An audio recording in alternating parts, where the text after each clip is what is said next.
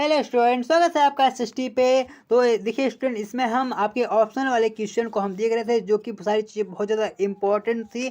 हम सारी चीज़ों को समझ रहे थे, देख रहे थे। हमने इसके पार्ट नंबर 1 में लगभग हमने 15 क्वेश्चन को देखा और समझा था, और हमने आपसे कहा था कि इसके हम पार्ट नंबर 2 में लगभग अगले 15 क्वेश्चन को हम देखने और समझने वाले हैं। तो आपको जल्दी से इस वीडियो को शेयर कर देना है अपने दोस्तों के साथ। और इसका ये जो पूरा पीडीएफ है, यह पूरा पीडीएफ आपको मिलने वाला है, जिसका लिंक आपको नीचे डिस्क्रिप्शन में मिल रहा होगा। तो आप जल्दी जाके ज्वाइन कीजिए। आइए हम देखते हैं जो आज का हमारा ये पूरा क्वेश्चन होने वाला है।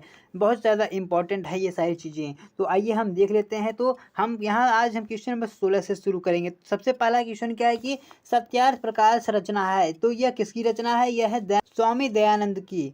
आगे चलते हैं अपने अगले क्वेश्चन पे। क्वेश्चन नंबर 17 क्या है? छायोत्तर काल की पत्रिका है, यानी छायोत्तर काल की इसमें से कौन सी पत्रिका है? वह है कदामनी, और जिसका पूरा नाम है आनंद कदामनी। आनंद कदामनी ये आपकी छायोत्तर काल की पत्रिका है। आगे चलते हैं अपने अगले क्वेश्चन पे। तो हमारा अगला क्वेश्चन क्या है? 17वां वाला, तिब्बत यात्रा के लेखक, यानी तिब्बत यात्रा के लेखक कौन है? तो इसके लेखक हैं राहुल संस्कृतायन। राहुल संस्कृतायन तिब्बत यात्रा के लेखक हैं। इसको आपको काफ़ी अच्छे से याद कर लेना है। चलते हैं अपने 19वें नंबर क्वेश्चन पे। 19वां नंबर क्या है? सरस्वती पत्रिका का वो जो प्रकाशन काल है वो कौन सा है? तो आपको इसे मोस्ट इंपॉर्टेंट, इस क्वेश्चन का आप मोस्ट इंपॉर्टेंट में इसको आप लिस्ट में सबसे टॉप पे रखिएगा।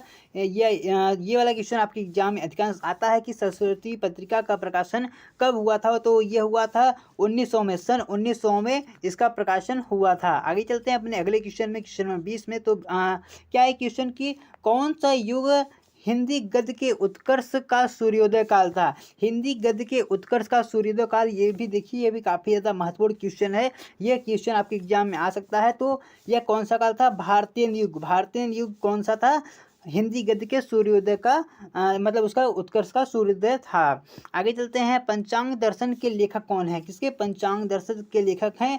मथुरा नाथ शुक्ल के। कौन? मथुरा नाथ शुक्ल हैं पंचांग दर्शन के लेखक है। तो आपको सारी चीज़ों को याद रख लेना है। आगे चलते हैं अपने अगले क्वेश्चन पे। तो हमारा अगला क्वेश्चन क्या है कि इनमें से कौन सी राम वृक्ष बेनीपुरी की निबंध है? मतलब उनके राम वृक्ष बेनीपुरी द्वारा लिखी गई निबंध कौन सी है? तो आपको याद रखना है इसमें से, ये जो आपको ऑप्शन दिए गए हैं इसमें से निबंध कौन सी है? तो इसमें जो सही होगा वह है गेहूं और गुलाब। गेहूं और गुलाब। आपको सारी चीज़ से जो उसकी चीज़ें हैं उसको याद रखना है कि इसमें से कौन सी कविता है, कौन सा क्या कहते हैं कहानी है, कौन सा नाटक है।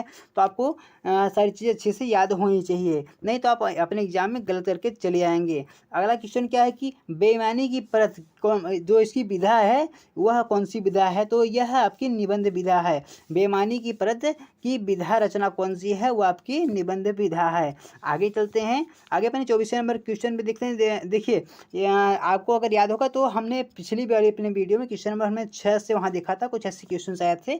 अगर आपने नहीं देखा तो आपको यहाँ पर बता देता हूँ, इसमें से कोई एक सही होगा। तो आपको पहले क्वेश्चन पढ़ लेना चाहिए। निम्नलिखित कथनों में से कोई एक कथन सही है, उसे पहचान कर लिखिए। तो देखिए, भारतीय हरिश्चंद्र आलोचक साहित्य के जनक माने जाते हैं, तो यह नहीं माना जाता है, तो ये यहाँ पे रॉन्ग हो जाता है। आगे चलते हैं अपने अगले क्वेश्चन पे। तो हमारा अगला क्या है कि रामचंद्र शुक्ल प्रसिद्ध है निबंधकार हैं। ठीक है, मान लीजिए ये तो भी सही है, ये आपको यहाँ पर दिख रहा होगा बोल्ड के कारण। लेकिन आगे चलते हैं, मित्रता नामक, यह देखिए, हाँ, तो इसे रामकृष्ण द्वारा नहीं लिखा गया था, सॉरी राय कृष्ण द्वारा इसे नहीं लिखा गया था, और ये वाला भी यहाँ पर ये गलत हो जाता है। तो कुल मिला के आपके यहाँ पर ये दूसरा वाला सही हो जाता है। आपको इसे काफ़ी अच्छे से पढ़ के याद कर लेना है, शायद आप समझ गए होंगे। सेम वैसे ही क्वेश्चन हमारा अगला वाला भी होने वाला है। तो इसमें से फिर भी आपका मतलब आपका ख वाला फिर से यहाँ पर सही हो जाने वाला है। कुटज डॉक्टर हजारी प्रसाद द्वारा एक प्रसिद्ध निबंध है। तो आपको यहाँ पर दो चीज़ यहाँ पता चली कि जो कुटज है, कुटज ये जो रचना है ये है डॉक्टर हजारी प्रसाद द्वारा ये लिखी गई है। और इसके अलावा आपको यहाँ पर पता चलता है कि जो निबंध है, यानी ये जो कुटज है, यह एक निबंध विधा की है। कुटज एक निबंध विधा की है। आपको यहाँ पर दो चीज़ पता चल गया। अब इसके आगे चलते हैं अपने अगले क्वेश्चन, क्वेश्चन नंबर 26 पे। तो हम क्या देखते हैं कि इसमें से कोई एक सही है। तो इसमें से हमारा सही हो जाने वाला है, भारतीय संस्कृत निबंध के लेखक डॉक्टर राजेंद्र प्रसाद हैं। भारतीय संस्कृत ये किसकी रचना है? यह है डॉक्टर राजेंद्र प्रसाद जी की यह रचना है, और ये साथ साथ यह निबंध भी है। तो आपको एक क्वेश्चन में आपको मतलब दो दो चीज़ यहाँ पर तैयार हो रहा है, दो दो चीज़ यहाँ पर तैयार हो रहा है। यह निबंध है क्या? भारतीय संस्कृत, ये एक प्रकार का निबंध है जो कि डॉक्टर राजेंद्र प्रसाद द्वारा यह लिखा गया है। तो आप समझिए क्वेश्चन का लेवल देखिए काफ़ी हाई होने वाला है। तो आगे चलते हैं, क्वेश्चन नंबर 27 हमारा क्या कह रहा है कि इसमें से कोई एक और सही है। तो इसको हम देखते हैं कौन सा। मित्रता नामक निबंध है, यह रामचंद्र शुक्ल द्वारा यह लिखा गया है। किसके द्वारा? रामचंद्र शुक्ल द्वारा यह लिखा गया है। फिर से आपको यहाँ पर दो चीज़ों का पता चलता है। पहली चीज़ क्या कि मित्रता वाला ये जो है यह आपका निबंध है और आचार्य रामचंद्र शुक्ल द्वारा इसको लिखा गया है। तो आगे चलते हैं अपने अगले क्वेश्चन पे। हमारा अगला क्वेश्चन क्या है? क्वेश्चन नंबर 28, भाषा और आधुनिकता। भाषा और आधुनिकता निबंध के लेखक कौन है? तो इसके लेखक हैं जी सुंदर रेड्डी। जी सुंदर रेड्डी भाषा और आधुनिकता के लेखक हैं। चलते हैं हम अपने अगले क्वेश्चन की तरफ। तो हमारा 29वां क्वेश्चन कौन सा है? सन्नाटा। सन्नाटा के लेखक कौन है? सन्नाटा एक प्रकार की इनकी रचना है। तो यह अज्ञे द्वारा यह लिखा गया है। किसके द्वारा? अज्ञे द्वारा लिखा गया है। चलते हैं अपने 30वें क्वेश्चन की तरफ। शायद ये अंतिम नहीं, ये अंतिम नहीं होगा। आपको हम कुछ बोनस पॉइंट देने वाले हैं। बोनस पॉइंट मतलब आपको हम लगभग 4 या 3 क्वेश्चन आपको हम एक्स्ट्रा यहाँ पर बताने वाले हैं। 3 क्वेश्चन या 4 क्वेश्चन। तो पृथ्वी के सप्तक मंडल के लेखक कौन है? तो इसके लेखक हैं डॉक्टर संपूर्णानंद। डॉक्टर संपूर्णानंद इसके लेखक हैं। आगे चलते हैं क्वेश्चन नंबर 31 की तरफ। तो निंदा रस निबंध के रचनाकार कौन है? तो इसके रचनाकार हैं हरिशंकर परसाई। हरिशंकर परसाई इसके लेखक हैं। क्वेश्चन हमारा क्या है कि पृथ्वी पुत्र किस विधा की रचना है? तो यह निबंध विधा की है।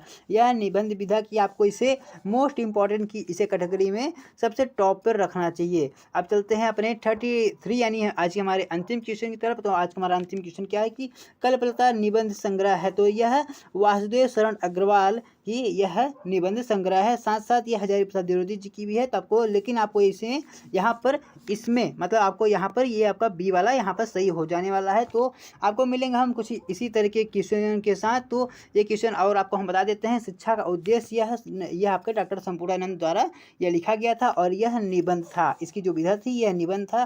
तो आपको मिलेंगे हम ऐसे ही क्वेश्चन के साथ। लगातार आप हमारे साथ बने रहिए। आपको वीडियो को शेयर करना है दोस्तों के साथ। आपको ये पूरा PDF मिल जाएगा, नीचे डिस्क्रिप्शन में इसका लिंक है। तो तब तक के लिए जय हिंद, जय भारत।